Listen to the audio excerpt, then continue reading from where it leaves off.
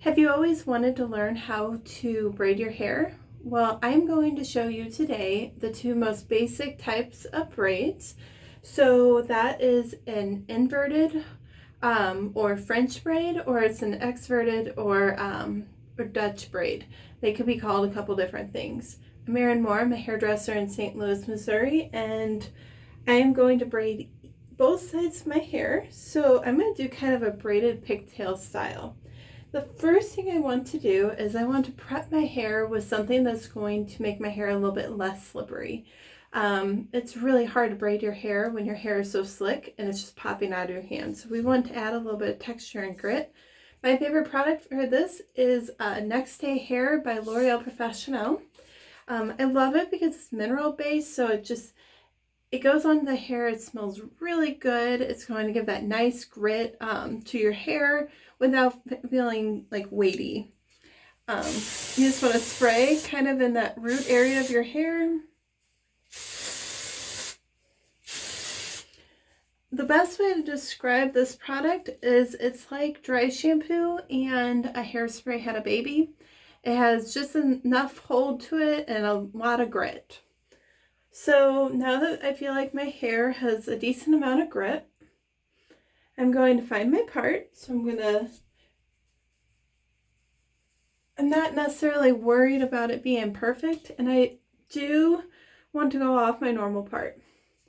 So on this side of my hair, I am going to be doing a Dutch braid, or a visible braid is another thing that people like to call it. So I'm going to, off of my part line, I'm going to create kind of like a triangle section. I'm going to actually cut that down just a little bit. So I'm going to create a triangle section, and I'm going to divide it into 3 sections. So when I'm holding it into my 3 sections, I'm going to slide up under the middle section and pull that section over into the middle. And then I'm going to do that again. And once I have the braid started, I'm just going to keep mimicking that action. So I keep trading off the middle piece.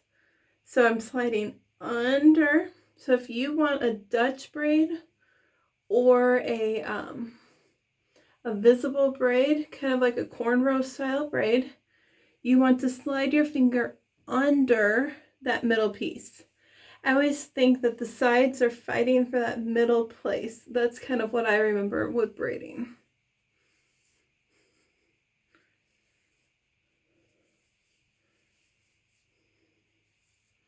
Braid nice and tight. You can always loosen up your braids later.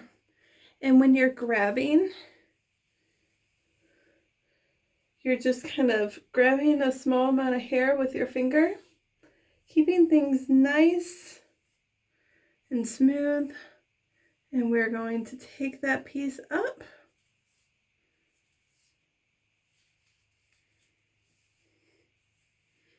And we're going to continue down the hair.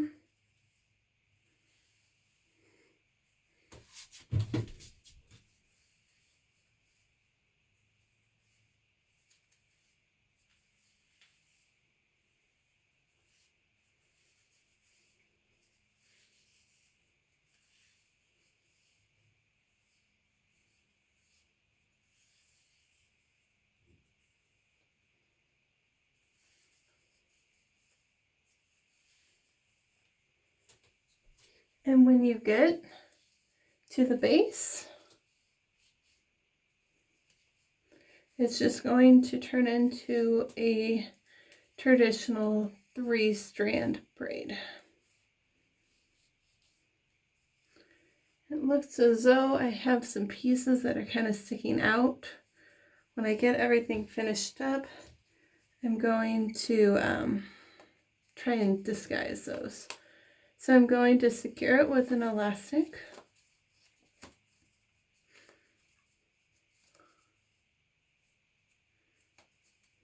Okay. Okay, so now I want to just kind of loosen up these pieces.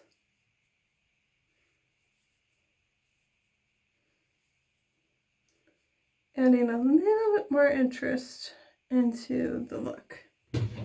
Now if I needed to fix that little area and I don't want to go back and rebraid my look, I can secure it down with a bobby pin.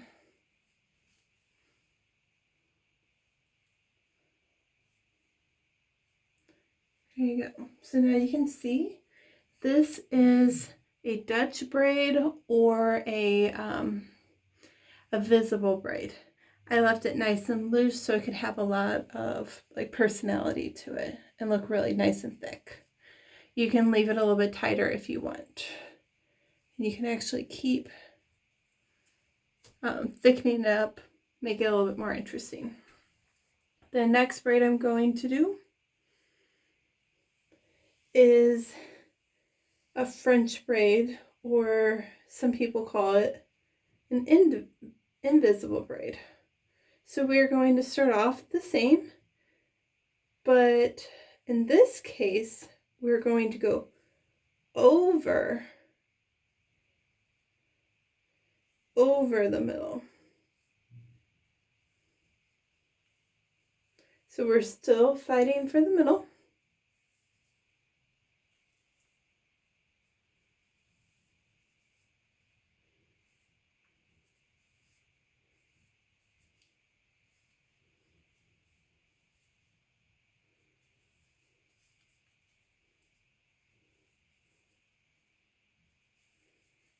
And one style of braid is going to be easier for you than the other. So that last style of braid, or the Dutch style of braid, was what my kind of easy go-to braiding style is. I have to think a little bit harder for me to do the French style braid. Not impossible.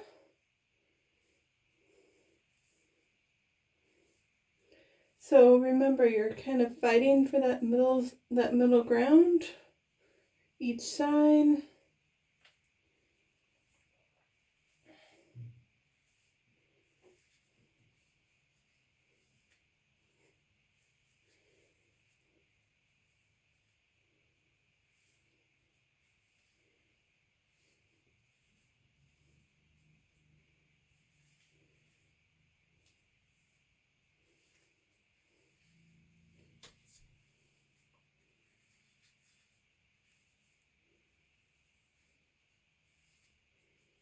We're just going to keep working down.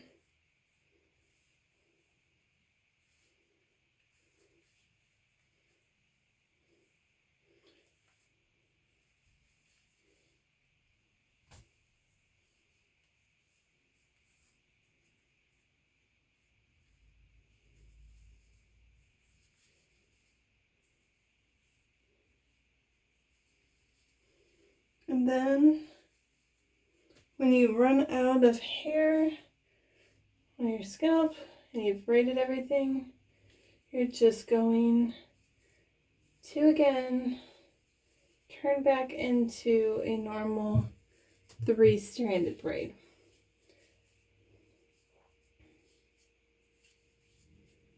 And you are going to secure with an elastic.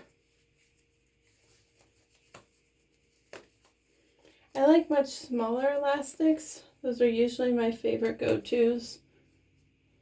And with these, you can try to kind of break it up a little bit.